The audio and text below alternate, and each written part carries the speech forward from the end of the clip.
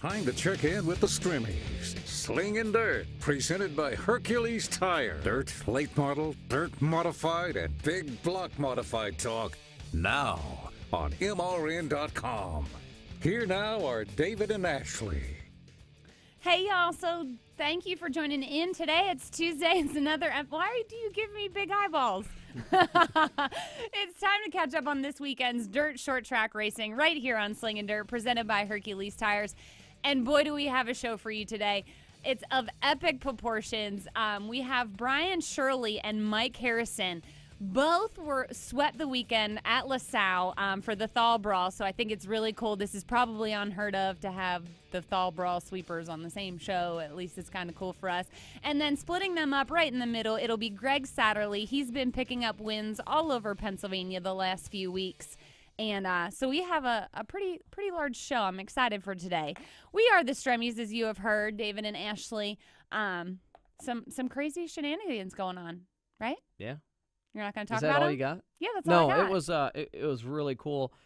I said back in Florida that Shirley was strong. At Golden Isles when he was there, Volusia, he got the new Longhorn car, and I'm pretty sure it's a Longhorn. I don't know. All these guys have been getting these X1R rockets and Longhorns and swapping all around, and he was very, very strong. So he was good. Of course, Mike Harrison, you can't question him in the mods. No, never. He's done very well. But one of the things, you had Landers who run second on Friday, and from what I had gathered watching social media and everything and highlights from Friday, and then Saturday my brother went up there and he shot me some pictures of the cushion, and it was unreal track conditions. And one of the things that we had seen Bobby Pierce, he come on right there at the end. He had a flat early on Saturday, and he runs second. But it's like that Illinois crowd. But I got to give a shout-out. Ricky Thornton Jr., who we had talked about in his late model. I wouldn't say debut because he's run it, but he was driving for that guy out of Minnesota. He finished fourth on night one, which was really good. But you had guys like Unslinger and Tony Jackson Jr. A lot of guys had solid top tens both nights, and that was pretty big. It's same with mods. So are your notes this week. Yeah, you can't read them. I can't read them, but your notes are pretty stellar this week. Well, all in 5 minutes. I'm was impressed. Looking at like Lika and in the modifieds and Stephen Brooks. There was a lot of guys that were very solid both nights. Now you had other guys like Jamie Lomax, Randy Lyons in the mods. I know they left after Friday. They said, "Oh, we had enough," and they went to some other places, other events that were opening up. And when you look at other events, I was like, man, Thal Brawl was a big late model race. McCready was there, and Paul Wilmoth, who's running for Rookie of the Year in the World Outlaws. A lot of guys were going there because you have the Farmer City race this weekend. Well, you had other guys down. Davenport runs Randy Weaver's car at I'm not sure if I say this correctly, but Sanoa, who Clint Smith has been very dominant there. But Davenport had run very well. Madden set a new track record there. And but then kudos to Davenport because everybody's so listen, he gets in anything. Strung up. Yeah. Well, that's my point. I mean, everybody's well. so caught up in the Rumley 6 and what they're doing and what they're not doing and all the other shenanigans that are going on there. But he climbed in another gentleman's car this weekend and won in it. So I think it still speaks. Weaver stuffs another Longhorn and was Absolutely. He's very, very strong. But I think it's always great to be able to have another driver get in your car. Mm-hmm. That's why I tell you all the time I want a second car, why I'm getting this thing done, to have somebody in there. But anyways, the other thing that was interesting was Florence. They had a lot of heavy hitters there. Darrell Lanigan was there, which Devin Moran won, which I thought was really cool. But they had Francis was there. Francis set quick time. He run fifth.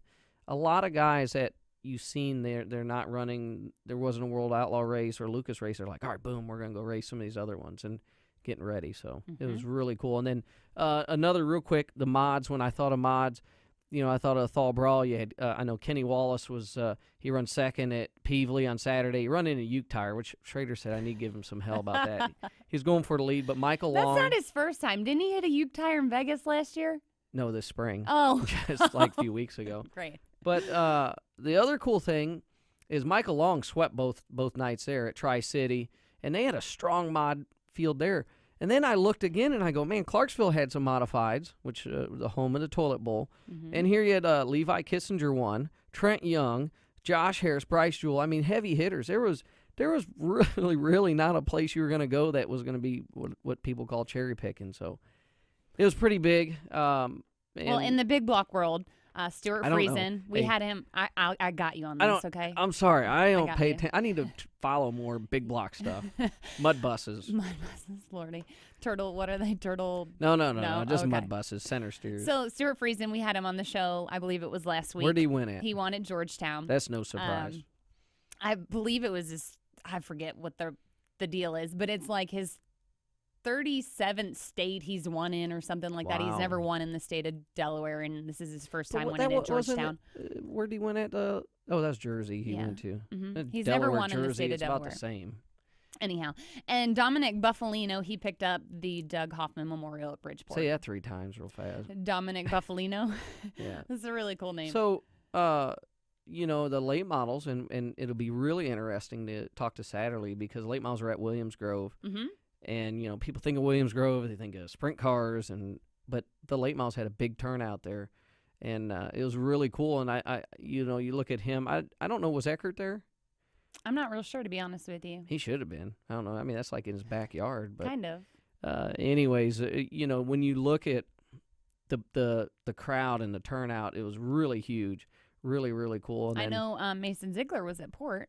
Yep. I He mean, showed up there. that was really. I think he was even at Williams Grove Was too. he? Mm-hmm. But when I look at late models are getting a little bigger up there. They're kind of they look at them as hobby cars, as sprint car people do. They're like, oh, there's fender cars, whatever. But they are. Oh, Lordy. They put on a really good show. Mhm. So Yeah. it was cool.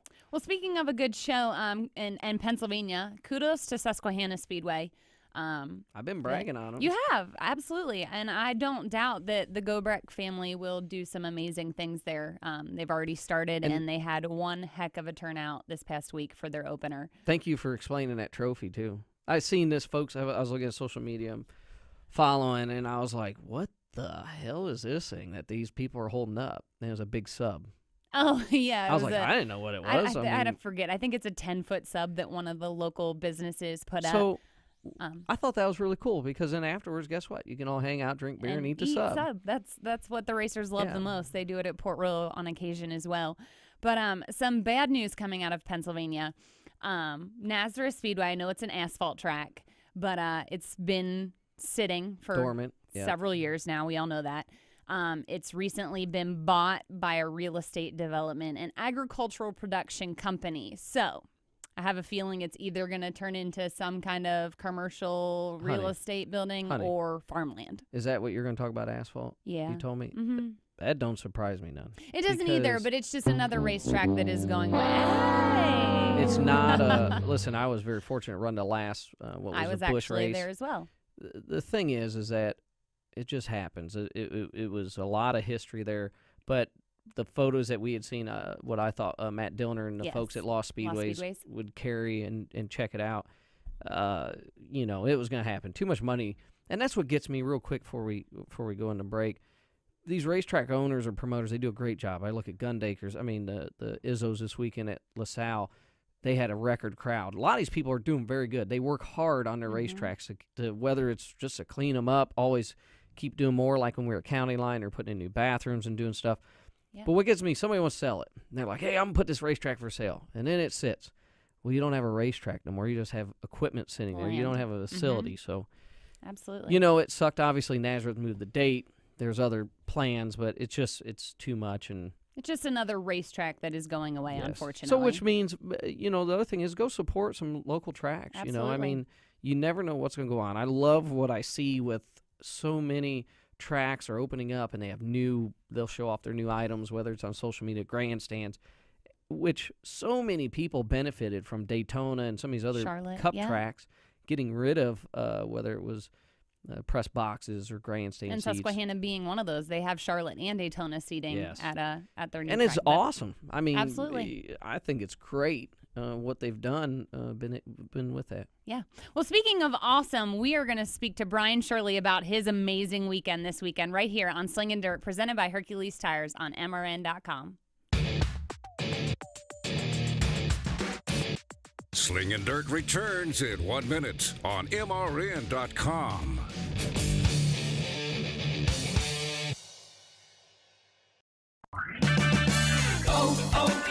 O'Reilly. Restore your vehicle's lost power by cleaning your entire fuel system with Chevron Techron Fuel System Cleaner. Right now, buy one bottle, get one free at O'Reilly Auto Parts. Keep your engine clean and improve performance with Chevron Techron Fuel System Cleaner. Buy one, get one free at O'Reilly Auto Parts. Better parts, better prices every day. Limit supply. See store for details. O'Reilly Auto Parts. Hey, it's me, Kansas Speedway, and I'm sorry. Sorry for the barehanded slap of adrenaline and the burnt rubber aftertaste. Sorry other tailgates will seem lame. Yeah, real sorry about that. It's the NASCAR Sprint Cup Series GoBowling.com 400. Saturday night, May 7th, Mother's Day weekend. Yeah.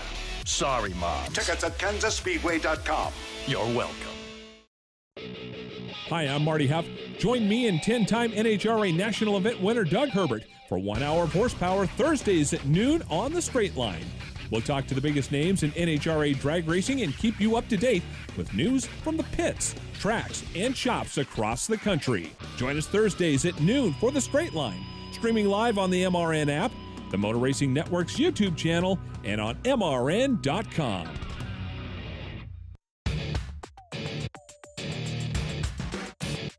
This is Slingin' Dirt on MRN.com. Now back to Ashley and David Stremme. This is Slingin' Dirt presented by Hercules Tires for the Stremmes. Joining us now is your late model Fall Brawl weekend sweeper. It is Brian Shirley. Welcome to the show, Brian. Oh, appreciate it. Glad to be here. Well, 20,000 richer from 2 nights at LaSalle. Bobby Pierce tried to rain on your parade there at the very end, but you managed to still take home the W. Yeah, we was pretty fortunate there to have a pretty good car, and we just, everything worked out good for us all weekend. What chassis did you go with this year? We switched to Longhorn chassis. Bought a couple cars off of Randy Weaver, and been pretty good ever since. That's what I thought, and I bragged on you back. I watched her at Golden Isles, and then also Evolution. I was like, man, he is strong. I mean, your car looked good, the attitude. You were put yourself in great positions, and I said, hey, he's going to be tough this year. And then you won out, and I thank you for backing that up this past weekend at the Fall Brawl. But I mean, your car was very solid. She mentioned Pierce coming out. Well, Pierce was relying on that big cushion that was up there, but your car was, it was just stuck really well, and you ran a very smart race.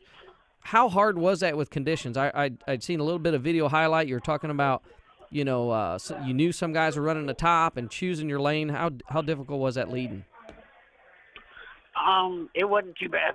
I felt like we had the car capable of winning the race. We just, I just knew going into that last lap that I really figured somebody was either going to try and, make a move like Bobby did on the top, or, if I would have stayed and went to the top, they might have tried to go in there and slide up on me. So really it made it pretty exciting coming to the feature or to the checkered, but, all in all, it was what I did on purpose just to make sure we, that we won the race, and, nothing crazy went on, get wrecked or anything, retarded there in the last corner.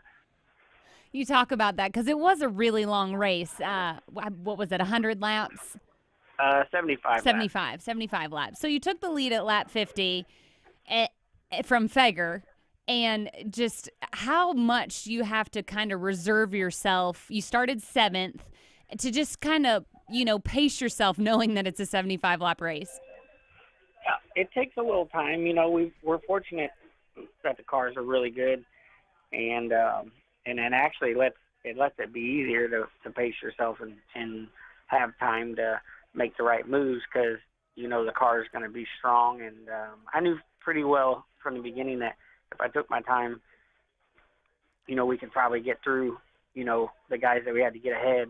And, it just made it easier because the car was that good. And then we just took our time and picked one off at a time and before the caution came out, it was no contest. We was going to, be able to win the race. And then obviously cautions always change everything. And rejuvenate a couple guys there at the end to make it exciting for the end of the race. So all in all, it was good for, the fans and good for us still because we still won, and looking forward to moving on to this week at Farmer City. I was going to say, is that pretty much, I mean, I know in 2012 you won the Hell Tour, but is that kind of your schedule, is just to run there in the Midwest, or are you going to kind of go out a little bit more and run some other races? Yeah, for right now, we're actually geared up to, follow the World of Outlaw Series and see how that goes this year. So kind of put everything in stone, after we got home from Florida on which direction the team wanted to go, and got, good financial backing from Arnie Ranta to stick it out, and he wants to follow the Woo Series. So him and Bob took care of the details there, and so now we're just lucky enough to be able to go and race up and down the road and have a good time. You talk about Florida.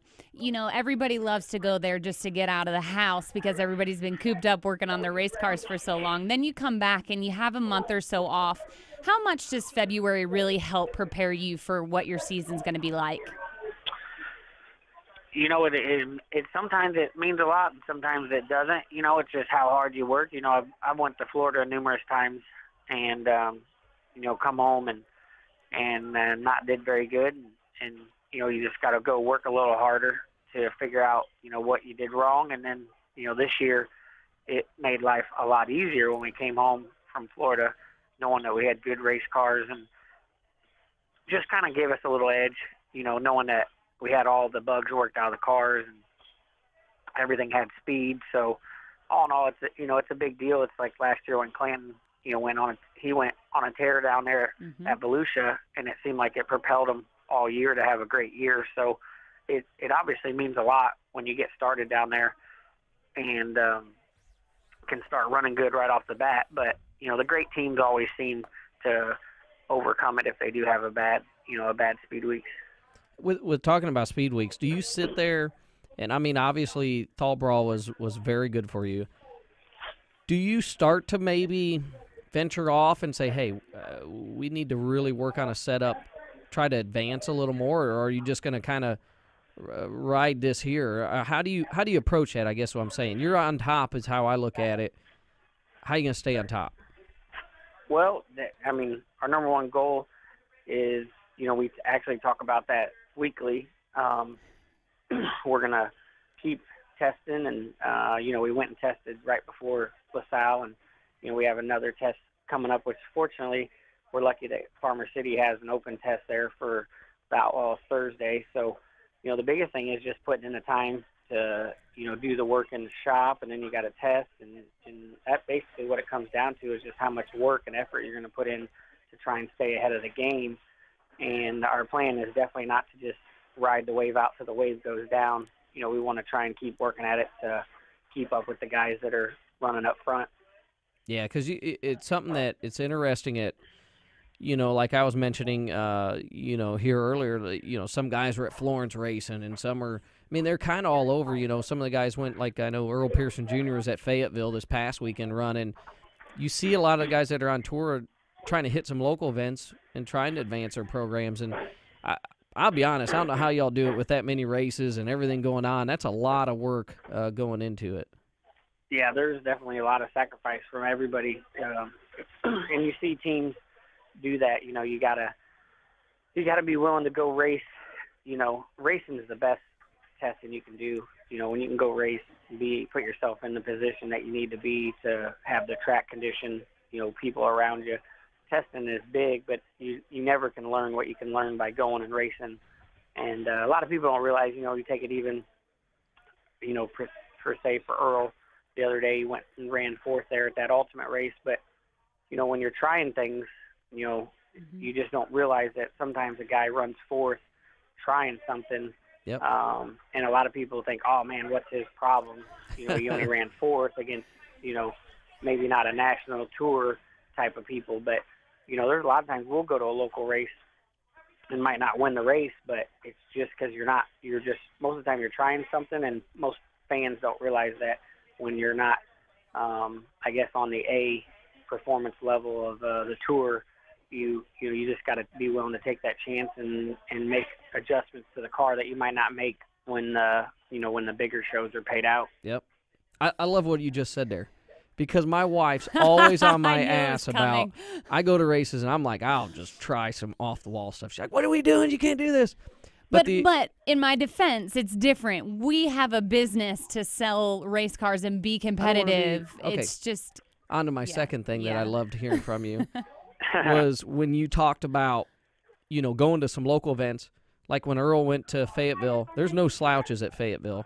And I know in Illinois, there's no slouches up there, in Illinois. So it's hard when you go to a regular race, let alone whether it's Fairbury or Farmer City or any of them places where you guys run. There are some tough people up there. Yeah, you don't ever get a break. That's the thing. You can't never go and get a give me anymore, even from a local race to, a Lucas Oil race. There's always, the cream of the crop's always somewhere around, and the local guys anymore are really good. So there's just nowhere really you can just go and say, hey, we're going to take this time to do this. And when you do, you might look bad, but you got to do it. Yeah. It's the only way you're going to get better. And if you can find something to get better, it's just going to pay dividends for you down the road. Yeah. So hey, it's a big deal. I want to ask you something here that I was just thinking of this. You're from Illinois. Obviously, I'm from Indiana originally, not far from you. But why is it that the state of Illinois, like when I look at, Wisconsin, Minnesota, Illinois, Iowa, I mean, there's some strong late model races.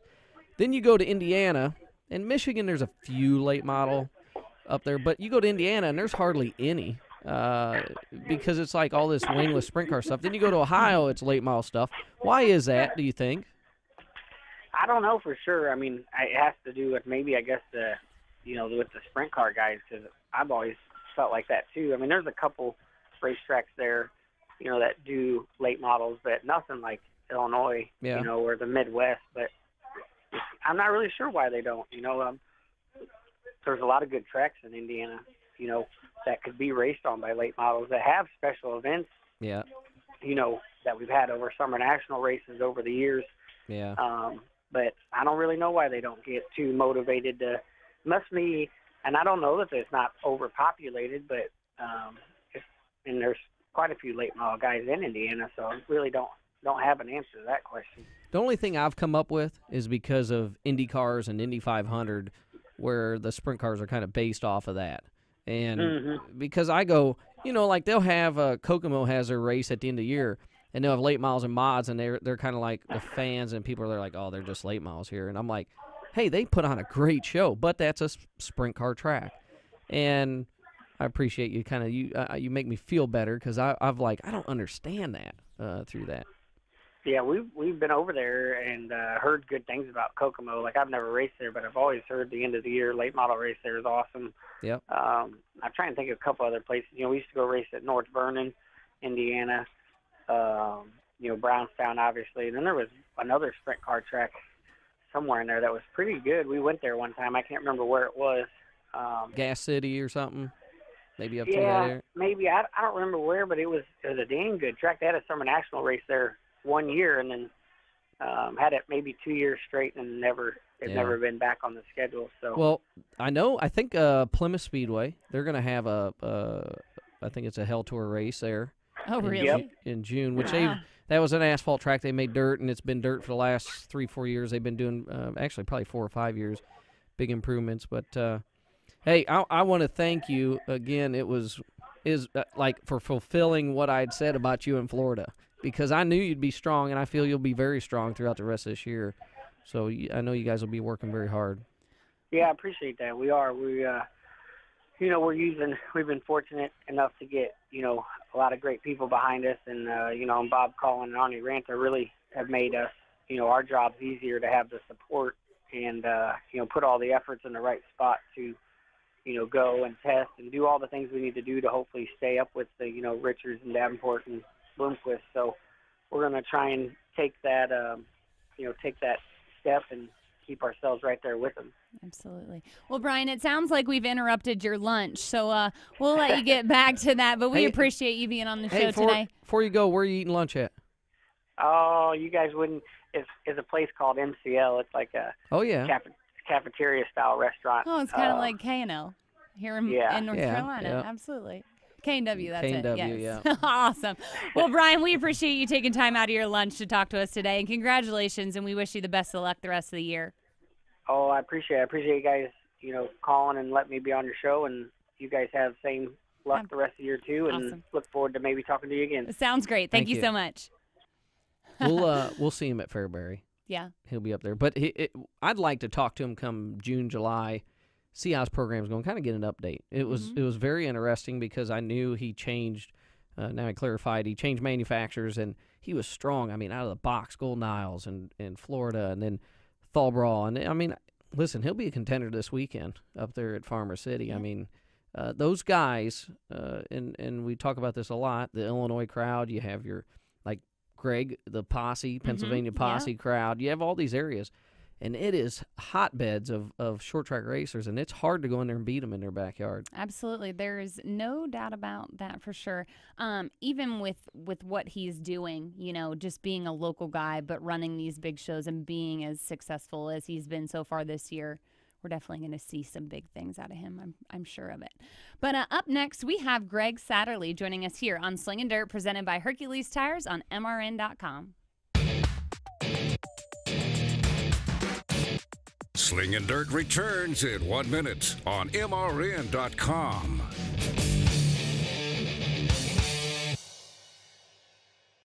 I'm Steve Letarte for STP. As a former crew chief, I know about winning and what it takes to keep your engine performing at its best. That's why I recommend STP Ultra 5-in-1 Fuel System Cleaner. STP Ultra 5-in-1 Fuel System Cleaner is STP's most advanced fuel additive. It's been formulated to help remove harmful deposits from intake valves and restore fuel injector performance. For more than 60 years, STP products have proven themselves mile after mile. Take it from me, if you want to go with a winner, go with STP. In for the long haul.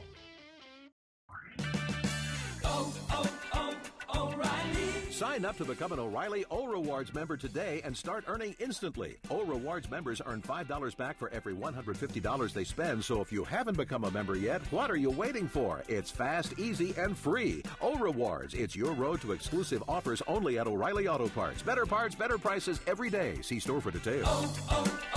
O'Reilly Auto Parts.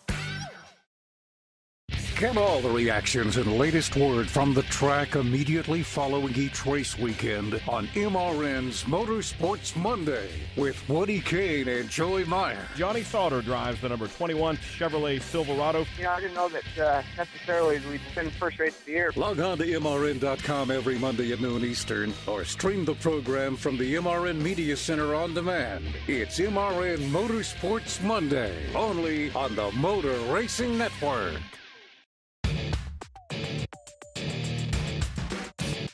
This is Slingin' Dirt on MRN.com. Now back to Ashley and David Stremme. Welcome back to Slingin' Dirt, presented by Hercules Tires. We're your hosts, Ashley and David Stremme. Now joining us on the hotline, he's been pretty hot in Pennsylvania these last few weeks. It is Gregg Satterlee. Welcome back to the show, Gregg. Hi. Thank you for having me. So you picked up the win at the famed Williams Grove Speedway 2 weeks ago, and then this weekend at Port Royal Speedway. You're from Pennsylvania as well, which I think is really cool. Your PA posse, as I like to say, even though that's a sprint car term. Don't laugh at me. He laughs at me because, sprint cars. Anyhow, you're doing it in the late model world in Pennsylvania, and you're setting it on fire up there. Where are you headed next in Pennsylvania? The next time we'll race in Pennsylvania will probably be, I don't know, it'll probably be a while till I race in Pennsylvania again. I actually don't even know the next race that we have scheduled in PA, so it's probably going to be a month or better till we're back in Pennsylvania, I think. So you ended up, I got to tell you, I remember being at Portsmouth last fall. You're leaving early. You weren't running very well. Things weren't going good. Yeah. Headed back to PA. But you get the new X1R rocket, correct? Mm-hmm. Yep. We got the new rocket.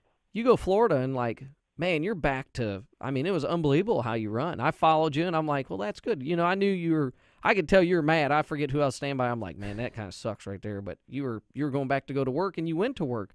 Talk about that. Over the winter time and you've come back and you're very strong right now. Yeah, I mean running bad's never never fun anytime. But we kind of struggled, on and off all last season, and never, we never really pointed a finger in any direction. But we got regrouped this winter and got a new car off of Mark and Josh that they got the new design, and it took us a little bit. We went to Golden Mile and struggled there for the first 3 nights, and I think the first 3 nights at East Bay really were off pace, and just kind of kept throwing some stuff at the car and making changes, and we kind of hit on something I think Thursday night of East Bay, and we ran good every night after that. We didn't run up front every night, but we were able to qualify good. We made all the races. We weren't running B mains and loading up before the feature every night. So it seems like we got a really good balance with what we're trying to do, and I got to feel very, very comfortable driving it, and it's an awesome car. It does everything you think you want a car to do when you're racing it, and it seems like it does it. So we're we're working on it. We've just been racing kind of in the local, I'd say in our backyard, but close to home here the last 2 weeks, and trying to get a better grip on what we want to do whenever we go out on the road and get a little further from home and get race against some bigger fields of cars and a little bit better competition. That's the thing I noticed when you talk about Florida, and you were what I felt very competitive. Portsmouth was very strong field there, towards the end of the season. But when you're going out and you're racing, and it's not, there's strong guys in Pennsylvania, but when you're going out on that tour, they are very tough. It's the best of the best from all over, and I can see. That's true. Like you were saying, it's tough everywhere. It's pretty hard to sneak away from good competition these days. I don't know if you can go anywhere and not show up and have some a handful of good cars at every racetrack. Yeah. The guys that run in this area are strong. If they'd have a World of Outlaw race, anywhere, it wouldn't be a surprise to see 2 or 3 local guys, in the top 5 or in the top 10. So, and it's like that anywhere, these days. The local competition has good cars. They're good drivers. They have good motors. They race. They race at those tracks, so they know what to do. And there's a lot of very, very good cars and good competition. It seems like anywhere. Yeah. How was it there at the Grove when you won? Like, what was that feeling like? Well, to be honest, going into it, we went out there. They had a 2,000 to win late model special just for the opening night, and we were fortunate enough to be able to get the win. And initially, it didn't. I was certainly happy to get the win and everything. Don't get me wrong, but once we got out on the front straightaway, and to see how many people there were out there congratulating me, and how many photographers, and how just the level of excitement and anticipation apparently for the opening night there is just so high, and it was really neat. So once it was pretty cool, to go out there and get your picture taken. And they don't race late models there very often, so to be able to do it there and get the win, it was pretty sweet. So it's a cool track. They've tons of fans, mostly sprint car fans, but they definitely support their sprint cars out there. There were place was packed, and it was cool. He's laughing because I grew up 3 miles from Port Royal Speedway, and my dad raced sprint cars, so I am a sprint car girl. But that being said, back in the 90s and the early 2000s, sprint cars are what Pennsylvania is known for. But I have to say, in the last 5-10 years, the late models have really jumped on board, and fans are really staying after the sprint car races to watch the late models run. I don't know if you can attest to that, running in these Pennsylvania tracks, but I really think the love for late model racing in Pennsylvania is growing. Yeah, we were Port Royal 2 times this year already, and the place was just jam-packed with people. I mean, a shocking amount of people. For this early in the year, and, the weather isn't, it's not 70 and sunny during the day. It's down in the 40s or high 30s at night, and the fans seem like they stuck it out all night long, to watch both classes. And same thing this weekend. The stands at Port Royal were just full. So it's good to see that. It makes you feel good. The sport is healthy. We had full fields of cars, for all the classes. The stands were full. So, I mean, for, looking at the big picture, the promoters couldn't, I don't think they could ask for much more. And that's not a short haul from you. You're from Western Pennsylvania, correct? Yeah, like West Central. It's Port Royal. It's about 2.5 hours for me. So maybe a little bit more. West Central, over by like Sharon Speedway, like that area? No, that's Ohio. No, not I know, not in Ohio, but towards the Ohio line. Because that's just north and east of Pittsburgh, about 50, 60 Lernerville. miles. Yes. Near Lernerville. I gotta go by racetracks, man. These people go because it's funny. You go Pennsylvania, and she talked about how late models people are watching them more. Well, they started running not the IMCA mods, but like our modifieds, our UMP Open mods there. And it's funny. You go like Lernerville is kind of considered. I would say it's Pennsylvania, but it's like towards the Ohio area, so they have different racers. You go to that central PA, it's way different than the eastern part. And it's funny how that works. Like Brian Shirley and us were just talking, Illinois, Ohio, and I'd put in Pennsylvania's heavy late model area. But you go to like Indiana, Michigan, there's no late models. They hardly run them. They got like sprint cars and stuff. It's weird at how the areas are sanctioned like that. Yeah, that's very true. You can go to certain areas and if they have a mod race, they might have 50, 60 mods show up for a race that when they have a race here, if they were like a support class for maybe one of our bigger shows a night, they might have 12 or 15 of them. Yeah. Mm-hmm. And it's definitely weird how that works, but there's definitely areas that have way more of those or way less late models and way more mods. So, Gregg, tell us where your schedule's going to take you this year, not us. Can we go along? Well, we haven't really laid out the whole season, but I think as of right now, we're going to try to hit almost all the bigger crown jewels that we can, like we have for the last couple of years. To be honest, you gonna go Fairbury? We're going to go to Fairbury. Yep, we'll do Fairbury, Cedar Lake, hopefully I-80. I think that's the weekend before those two shows. Yeah. Florence. Good. We'll do the Firecracker at Lernerville because that's real close to home. Mm-hmm. Both shows at Eldora. You going to come to Carolinas, any? We will be probably at Charlotte for the World Finals. Mm-hmm. I don't know if we'll be racing down there for any other shows. They have a big, they just added World Outlaw show at Carolina Speedway here at the end of April. It's going to be pretty cool. So. Okay. They're at Cherokee. Cherokee's got red, white, and blue, bunch of stuff. Hey, I was just asking. He's talking about big shows. I was just, Yeah. Well, actually, I mean, we do race towards the south some because our car's kept in Hagerstown, Maryland. So it's 3 hours south of where I live.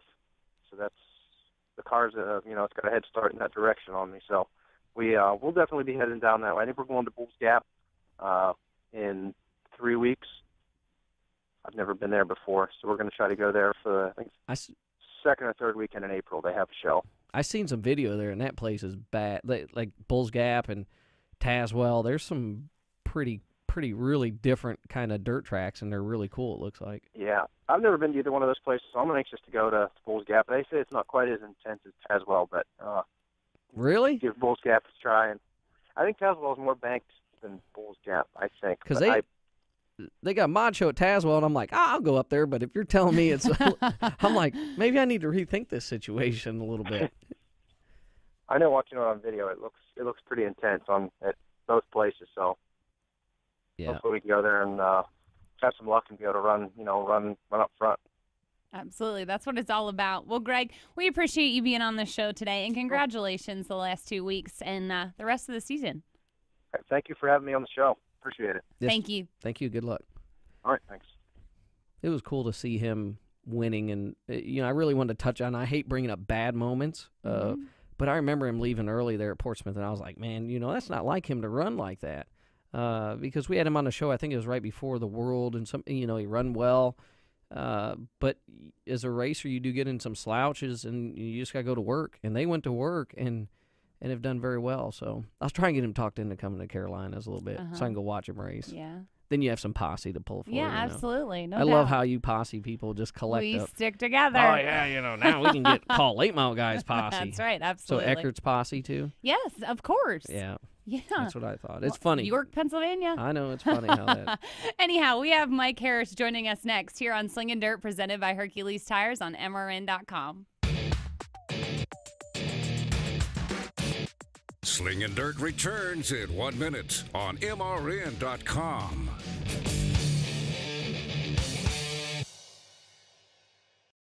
Whatever you drive, wherever you go, Hercules Tires will get you there, whether you're running on dirt or running a job.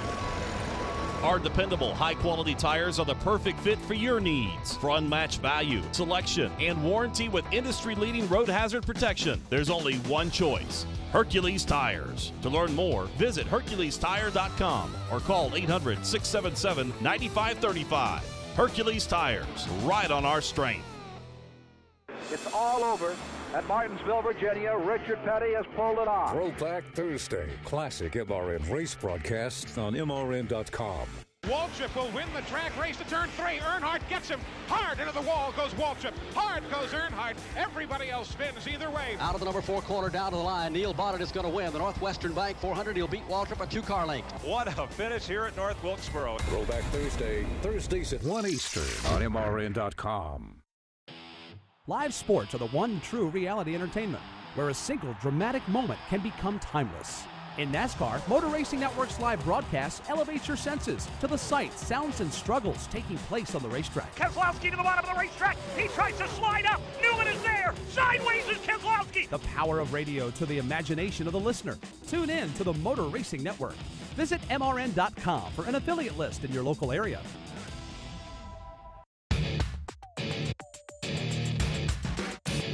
This is Slingin' Dirt on MRN.com. Now back to Ashley and David Stremme. Welcome back. We're the Stremmes, and you're listening to Slingin' Dirt. You're laughing at my geographical talking of, I'm a racer, so you talk about, I look at states and I go, yeah, that racetrack's over there, or this place. You know, I think of Sharon, Ohio, next to the Pennsylvania line. Because most racers that go to the Sharon Speedway are from Pennsylvania. Hey, were you not the person in the opening segment that goes, I don't know things, but I know them by racetracks? Wasn't that you? And you're like, no. Western Central Pennsylvania. By Sharon?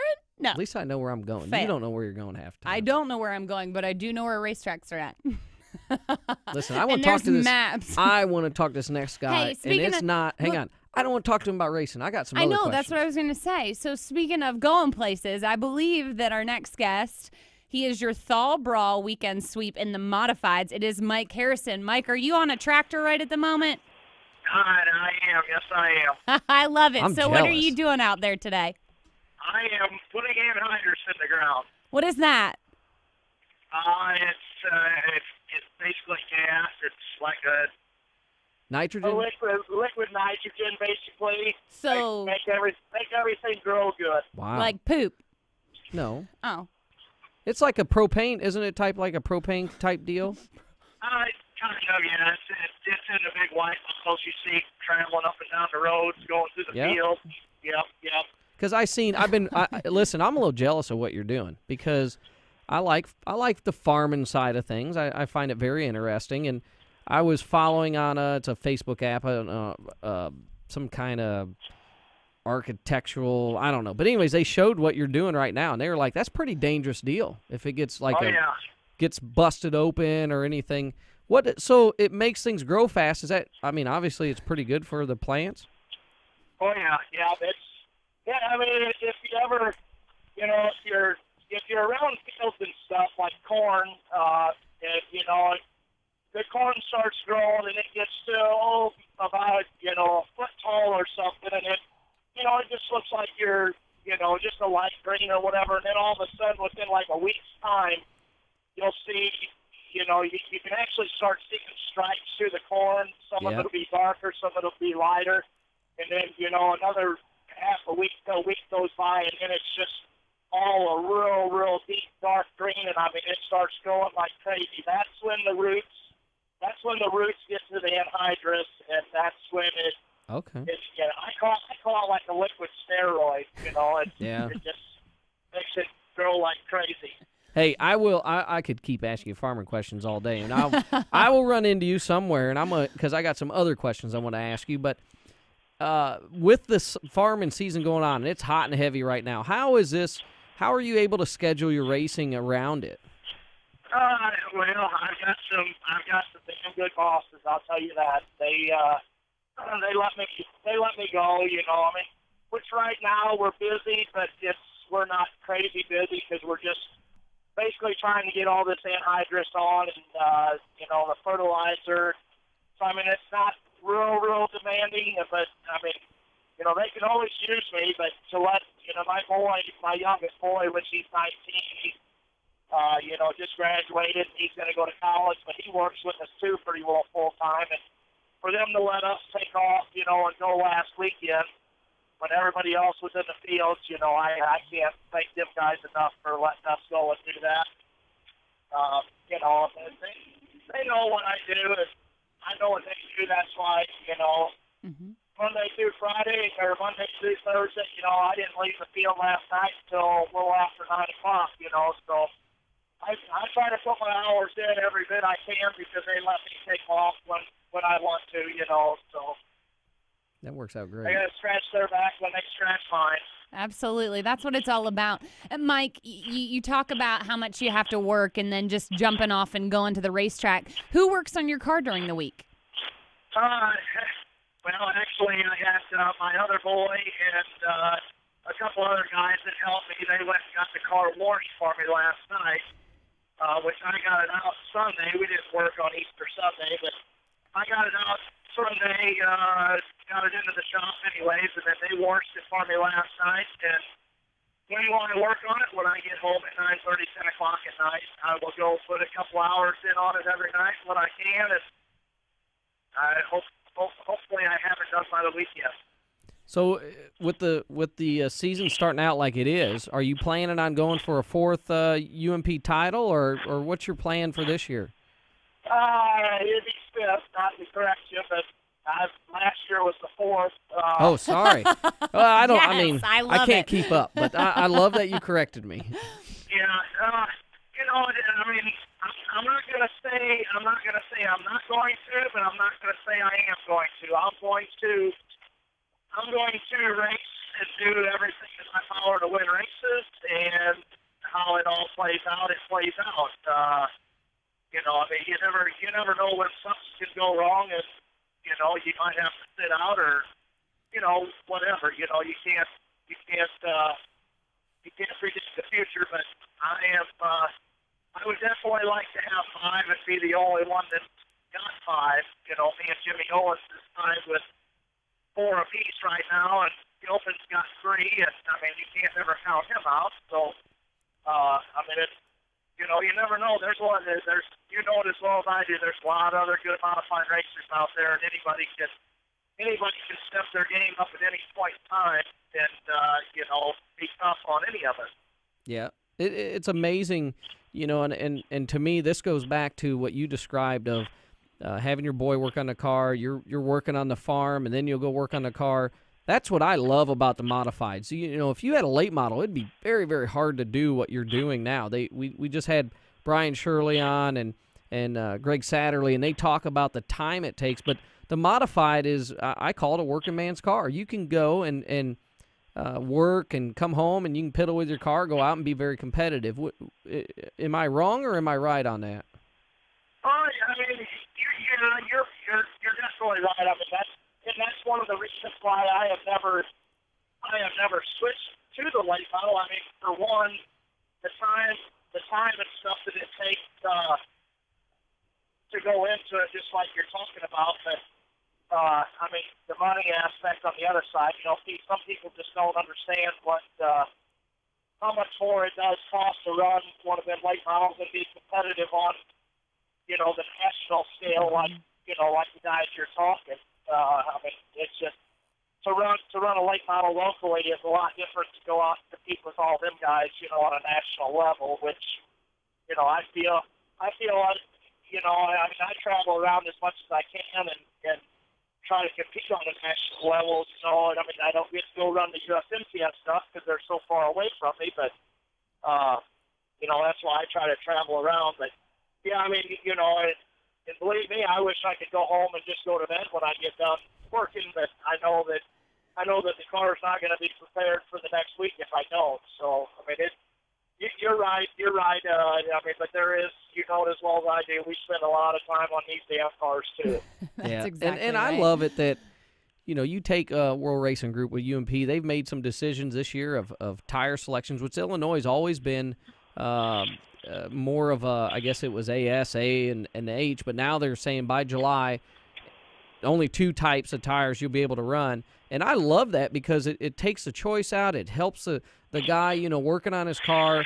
They took grooving away, which I loved. And it all goes back to time that you're spending in the garage. And that's now something that you don't have to spend as much time on. And it's something that is really cool that they keep that all in mind for the modified division. And I think that's why we keep seeing it growing. Right, yeah.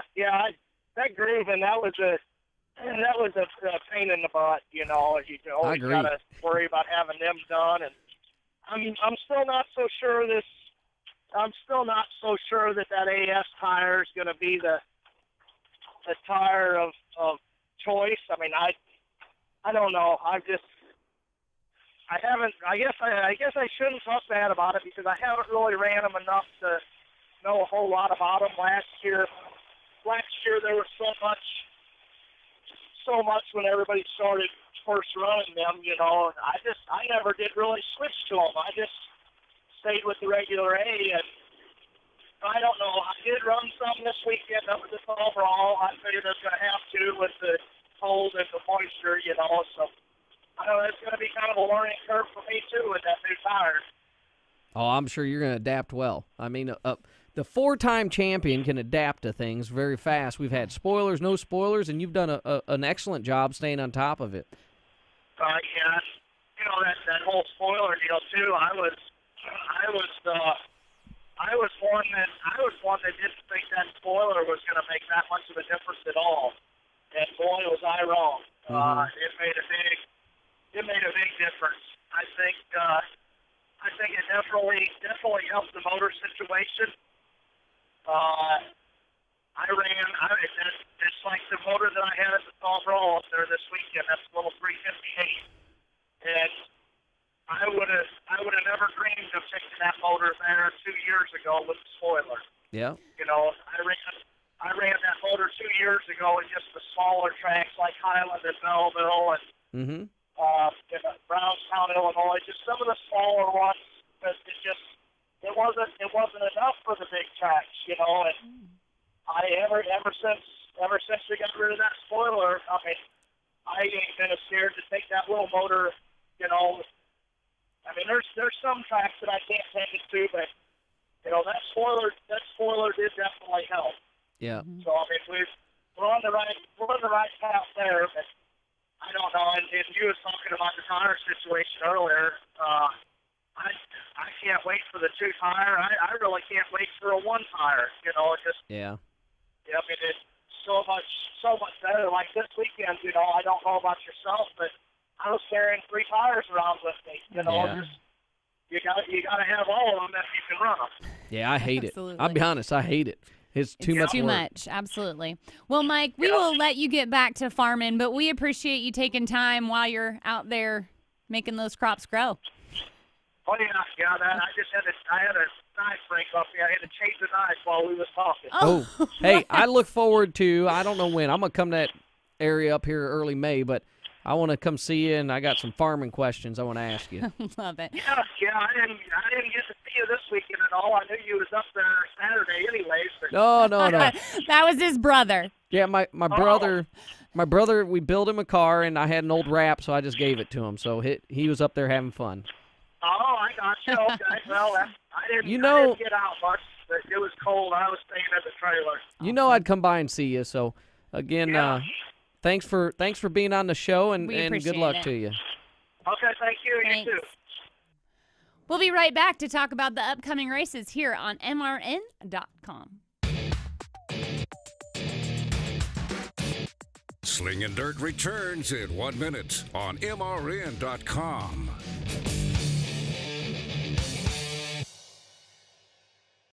I'm Steve Letarte for STP. As a former crew chief, I know about winning and what it takes to keep your engine performing at its best. That's why I recommend STP Ultra 5-in-1 Fuel System Cleaner. STP Ultra 5-in-1 Fuel System Cleaner is STP's most advanced fuel additive. It's been formulated to help remove harmful deposits from intake valves and restore fuel injector performance. For more than 60 years, STP products have proven themselves mile after mile. Take it from me, if you want to go with a winner, go with STP. In for the long haul. Come join us every weekend at America's Tailgate Party, NASCAR USA. Hi, I'm Rob Tanner, your host and master of the grill, as we get you ready for high-octane NASCAR racing with hot laps and hot tracks. We serve up 2 hours of the best hits in country music and keep you up to date with racing news and features you won't find anywhere else. Sit down and have a seat. It's our regular weekend pit stop for country music at the speed of sound, NASCAR USA on the Motor Racing Network.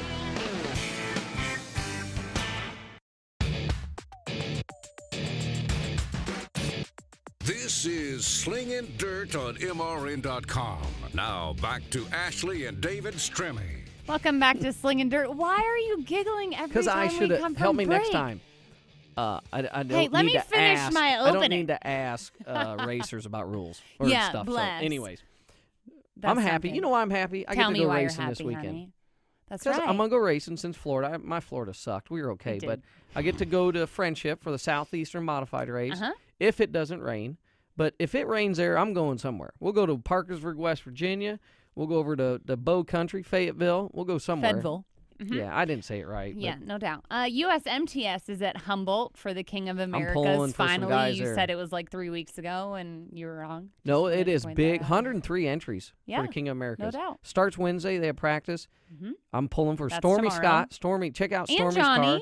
And Johnny. Listen, they both did a Grant Youngins Oh, did they? tribute rap. There's a lot of other That's mod guys cool. doing tribute raps there. So That's really cool. I didn't Grant's know going to be that. very well represented. Absolutely. Well, Lucas Oil late model Boyd's in East Alabama for the 19th annual Bama Bash this World weekend. of Outlaws. World of Outlaws are at Farmer City for the Douglas Dodge Ram Trucks Illini 100.